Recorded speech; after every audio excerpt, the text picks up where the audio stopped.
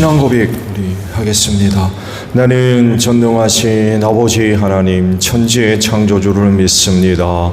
나는 그의 유일하신 아들 우리 주 예수 그리스도를 믿습니다. 그는 성령으로 잉태되어 동정녀 마리아에게서 나시고 본디오 빌라도에게 고난을 받아 십자가에 못 박혀 죽으시고 장사된 지 사흘 만에 죽은 자 가운데서 다시 살아나셨으며 하늘에 오르시어 전능하신 아버지 하나님 우편에 앉아 계시다가 거기로부터 살아있는 자와 죽은 자를 심판하러 오십니다. 나는 성령을 믿으며 거룩한 공교회와 성도의 교제와 죄를 용서받는 것과 몸의 부활과 영생을 믿습니다. 아멘. 찬송가 382장 부르시고 말씀을 봅니다.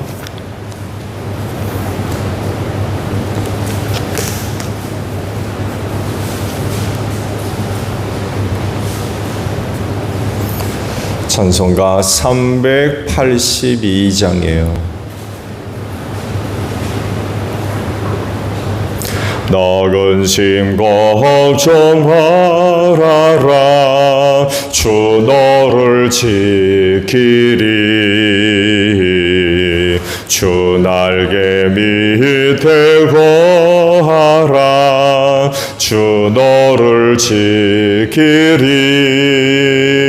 주 너를 지키리 아무 때나 어디서나 주 너를 지키리 늘 지켜주시리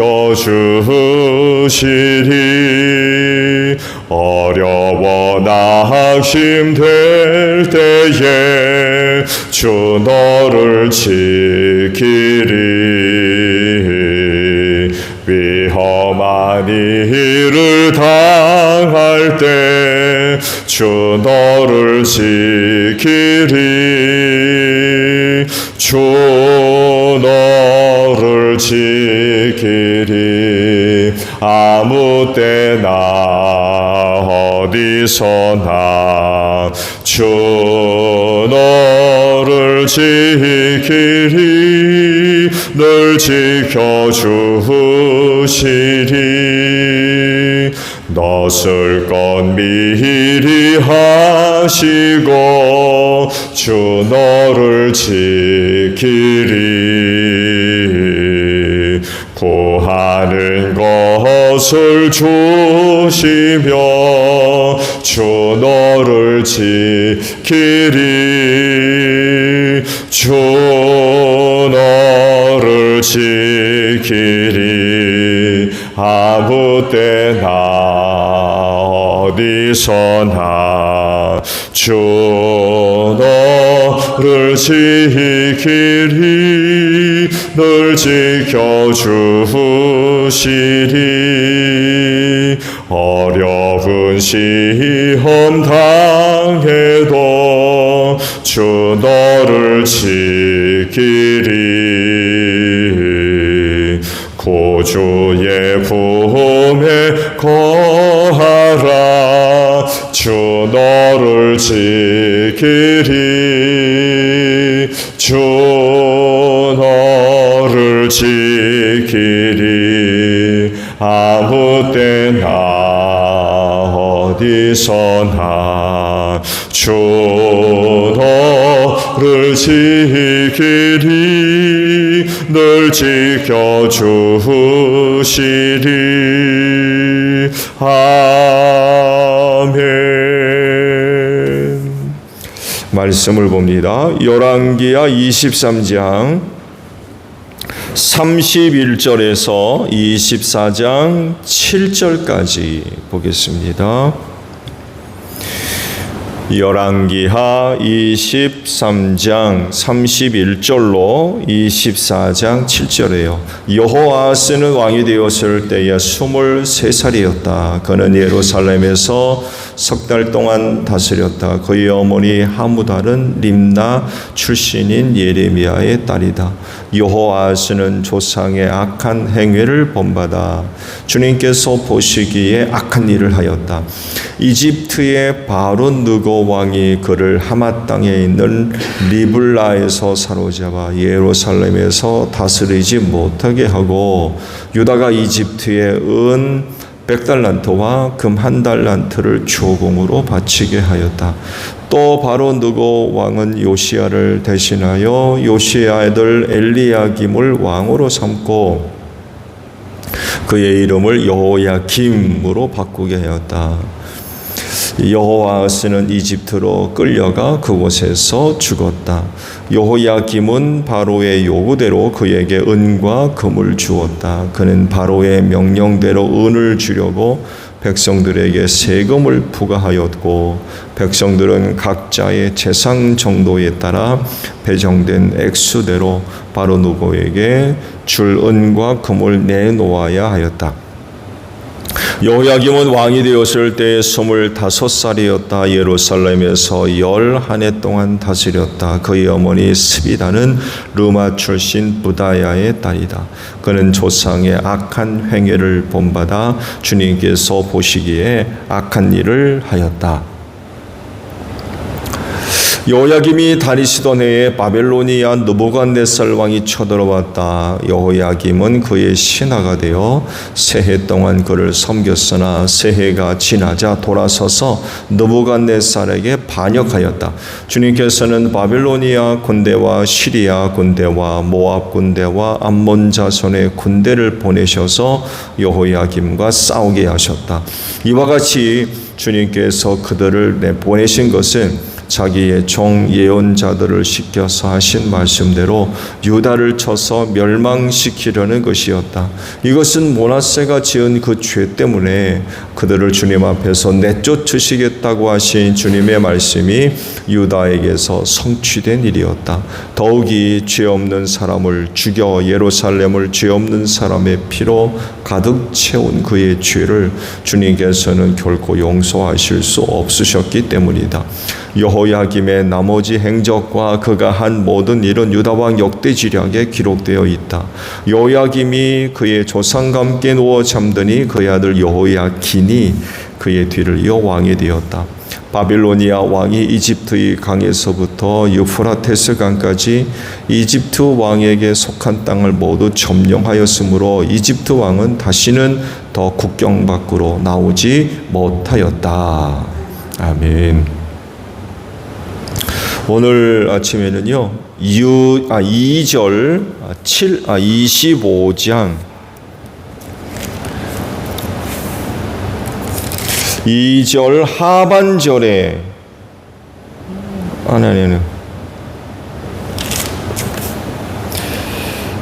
24장 2절 하반절에 있는 말씀을 봅니다. 유다를 쳐서 멸망시키려는 것이었다라는 말씀입니다.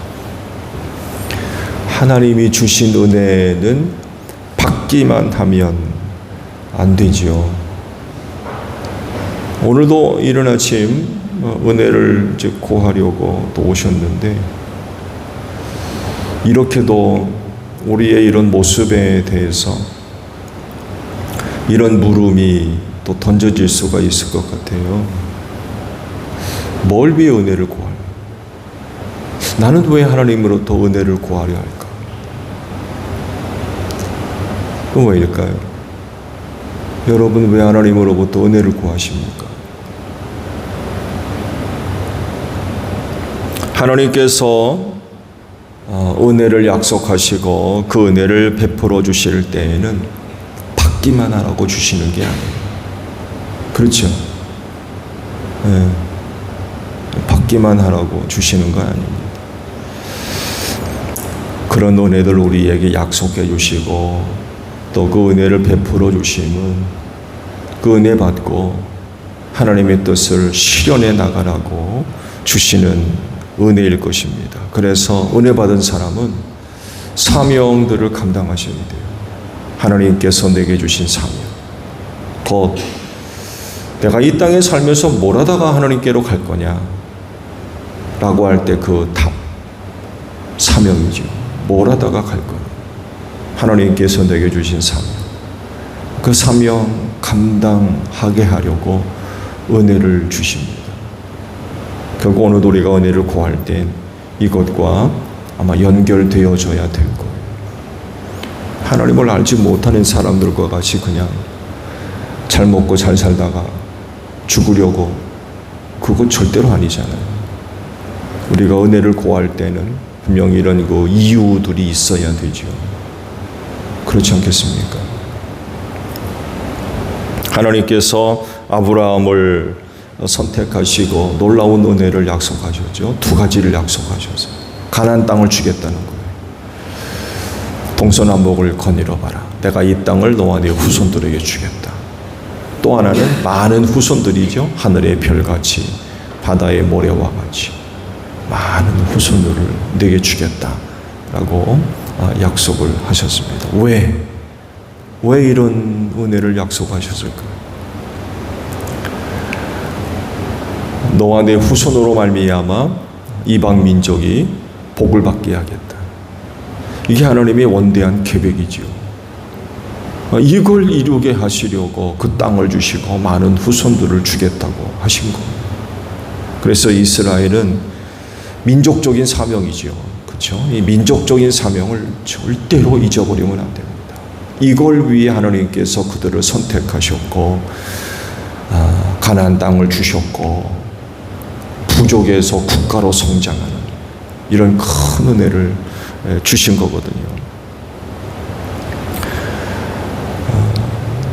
그렇다고 하면 이스라엘은 이런 하나님이 주신 사명을 감당하기 위해서 그들은 어떻게 해야 되겠습니까? 당연히 하나님과의 그런 밀접한 관계들을 맺어가면서 그런 하나님의 뜻을 실현해가는 그런 그 모습들이 있어야 되겠죠. 곧 축복의 통로로 쓰임받아서 그들로 말미암아 또 다른 나라와 민족이 복받는 이런 그 뜻을 실현해 나가야 하겠죠. 즉 하나님을 섬기는 사람들로 국가로 나라로 만들어 가야 된다는 것입니다.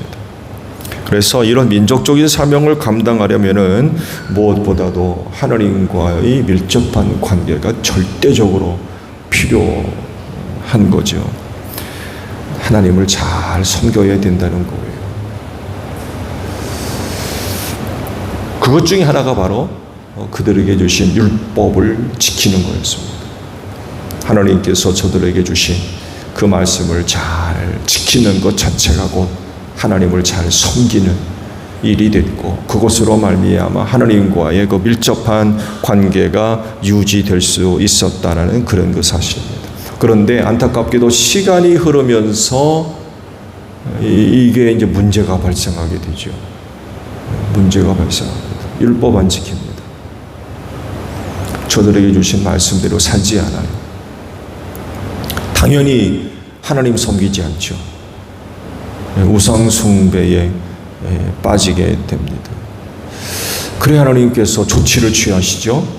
첫 번째 조치가 뭡니까? 남북으로 갈라버리십니다. 남북으로.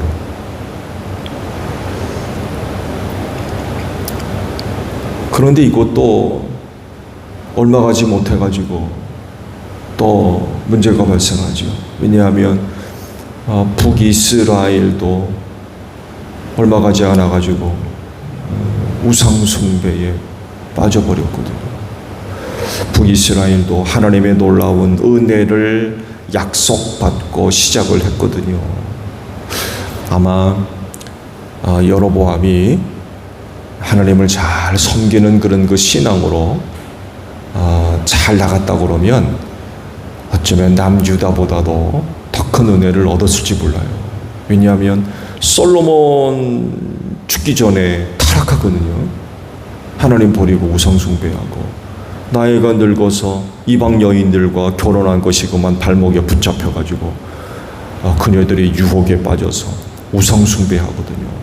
하나님께서 그 나라를 갈라가지고 열지파를 여로보암에게 주었거든요. 이거 얼마나 큰 은혜입니까? 그래서 그가 처음에 가졌던 그 신앙을 끝까지 잘 지켰다고 그러면 아마 하나님의 놀라우신 뜻을 실현해 가는데 귀하게 쓰임 받았을 겁니다. 근데 얼마 가지 않아 가지고는 하나님 버리죠. 백성들 뺏길까봐 금송아지를 만들어 놓고는 베델과 단에다가 금송아지 단을 만들고, 이게 우리를 에집트에서 이끌어낸 신이다 하면서 우상 숭배에 빠지게 만들었죠. 그 뒤 하나님께서 취하신 태도가 뭡니까? 북이스라엘을 멸망시켜 버리십니다. 아시리아 제국에 의해서 북이스라엘이 망해버리죠. 그래 불뿔이 흩어버리죠. 그리고 뒤이어서 남유다마저 북이스라엘의 전철을 밟기 시작합니다. 이제 말씀을 쭉 보겠습니다만 해도 남유다의 말기에 일어서면서 본격적으로 나타나는 모습이 우상숭배예요. 우상숭배. 처음에는 물론 하나님을 잘 섬기죠. 잘 섬기다가 우상숭배하는 왕들이 나타나기 시작합니다. 간혹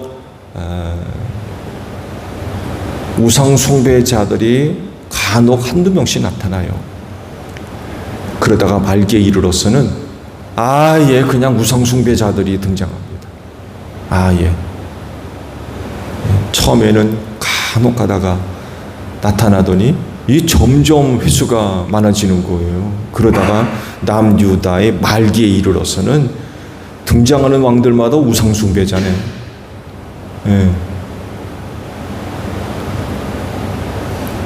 왜 이런 일들이 벌어지느냐? 그 답이 바로 오늘 주신 말씀이에요. 남유다를 멸망시키기로 작정을 하셨어요. 그러니까 남유다의 마지막 등장하는 왕들도 우상숭배자들만 나타나요. 망하려고. 그러고 보면 하나님께서 그렇게 작정하셨기 때문에 그냥 두셨던 것 같아요. 그냥. 그 이사야 선지가 그러잖아요. 봐도 못 보게 하시고 들어도 못 듣게 하시고 마음으로 돌이켜 회개하지 못하게 하셨다고 해서 멸망시키기로 작정하셨기 때문에 그냥 그대로 그냥 두셨던 것 같아요. 안타까운 일이죠. 그러니 그 민족적인 사명을 어떻게 감당합니까? 감당할 수가 없는 거죠. 그래서 하나님께서 하신 일이 뭐예요? 북이스라엘을 쫓아내셨죠. 가나안 땅에서 완전히 쫓아내셨어요. 남유다는 어떻게 하십니까? 바벨로니아 제국에 넘기시면서 70년 동안 포로 생활을 하게 하십니다. 역시 그 땅에서 쫓아내셨어요. 감당하지 못하니까 너희는 그 은혜를 받을 자격이 없다는 거죠. 하나님의 뜻을 이루기 위해서 가나안 땅을 주셨고 많은 나라와 민족 되게 하셨는데 그 사명을 감당하지 못하니까 쫓아내신 거예요. 너희는 그 은혜를 받을 자격이 없다는 거죠. 쫓아내셨어요. 여러분이 이 세상에 대한 하나님의 계획이 뭐예요? 이 세상에 대한 하나님의 계획, 그건 심판입니다. 전에는 하나님의 심판으로 그래도 남는 게 있었어요. 그렇죠? 노아 시대 홍수로 한번 세상이 멸망당했죠. 그땐 그래도 남겨진 것들이 있었어요. 노아 식구들 살아남았죠. 방주에 탄 짐승들 살았죠. 그나마도 발 딛고 살만한 땅이 그래도 남아 있었어요. 근데 두 번째 심판이 예고되었을 때의 이 세상은 아무것도 남아있지 않아요.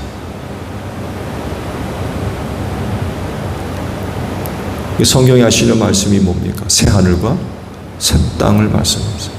눈에 보이는 것들 다 없애버리겠다. 굉장히 무서운 심판이 예고되고 있는 거죠. 그리고 이 세상을 향한 하나님의 심판이 다가오고 있고요. 그리고 누구도 그 하나님의 심판에서 제외될 수가 없다.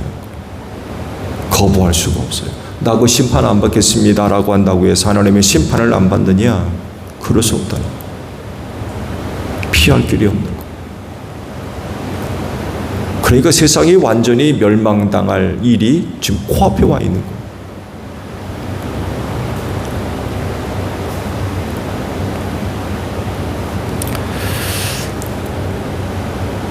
그렇다고 하면 이런 대심판을 앞두고 우리는 이 마지막 세상을 어떻게 살아야 될 거냐?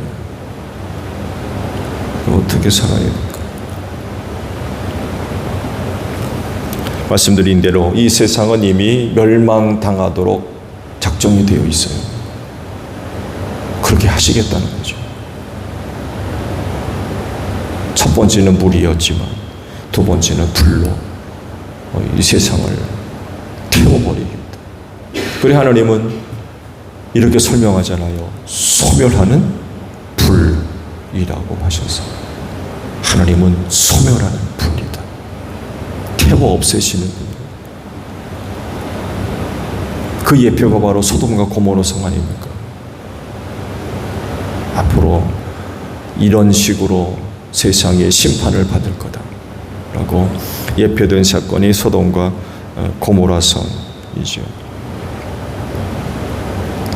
그렇다고 하면 그리스도인으로서 이 세상을 어떻게 살아야 될 거냐라는 문제는 대단히 중요한 질문이 될 수밖에 없는 것 같아요. 하나님의 심판날이 이거 예로 말씀을 드리는 거예요. 진짜로 말씀드리는 거 아닙니다. 하나님의 심판날이 내일 정오 12시에 작정됐다고 생각해 보세요.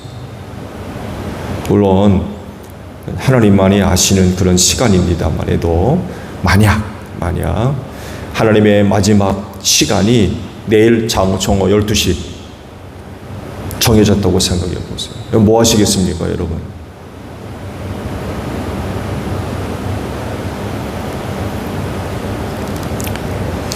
중요한 거는요, 하나님의 심판날이 내일 그렇게 정해진다 할지라도 그리스도인은 그리스도인으로서 여전히 오늘을 합당하게 사셔야 돼요.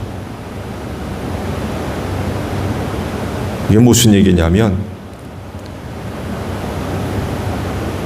가정이나 혹은 직장이나 그리스도인이 속해 있는 그곳에서 해야 할 일들을 제대로 감당해야 된다는 거예요.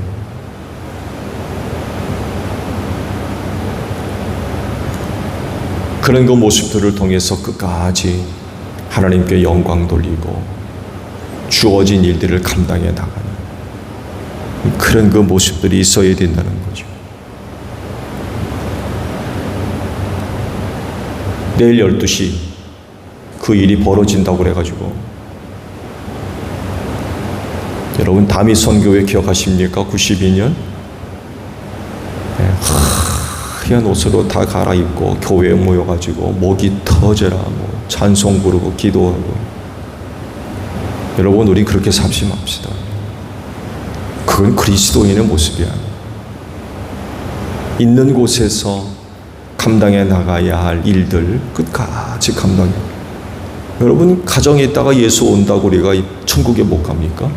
그 교회 안에 있어야 돼요. 그런 생각이 어디 있습니까?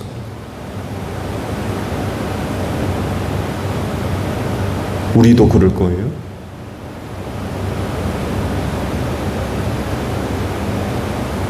그렇게 신앙생활에서는 안 될 것 같아요. 여전히 있는 곳에서, 여전히 우리가 속해 있는 곳에서 감당해 나가야 할 일들을 감당해 나가는 그런 그 모습들을 통해서 하나님께 영광 돌리고 또 그런 모습들을 통하여서 주변에 있는 사람들에게 선한 영향력을 끼칠 수 있는 이런 삶을 마지막 순간까지 살 수 있어야 된다는 거죠. 재밌죠?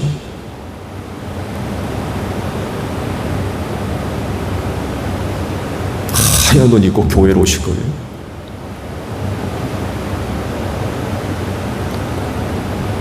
그런 식으로 생활하면 안 될 것 같아요. 말세라고 하는 상황 속에서 일어나는 여러 가지 부정적인 그런 그 현상들이 있죠. 그렇죠?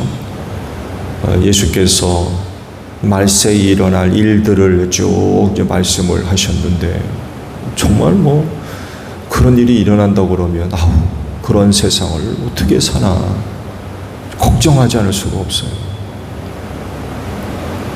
부정적인 그런 그 현상들이 많이 일어날 것이고 그로 인하여서 고통당하는 사람들이 뭐 이루 말할 수 없이 많이 있을 겁니다. 그렇다 할지라도 우리 그리스도인들은 낙심하면 안 될 것 같아요. 낙심하면.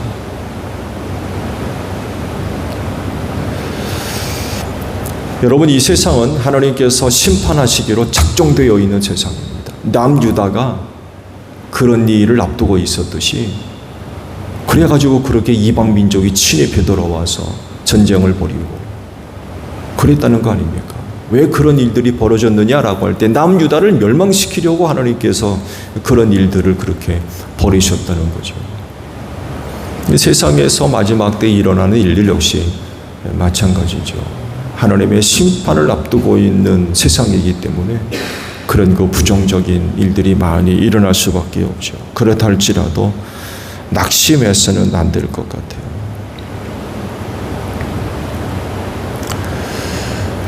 원치 않은 여러 가지 부정적인 일들이 일어나서 많은 사람들이 고통 가운데 빠지겠죠. 이런 세상 속에서 그리스도인은 또 그리스도인으로서의 귀한 모습을 끝까지 지켜나가는 그런 모습들이 필요한 것 같아요. 지난 주일에도 잠깐 말씀을 드렸습니다만 그리스도인으로서의 품격 있는 삶의 모습들을 잃어버리면 안 된다는 거죠. 그리스도인으로서의 품격을 잃어서 천한 모습들을 보여주는 그런 생활들이 있으면 안 될 것 같아요.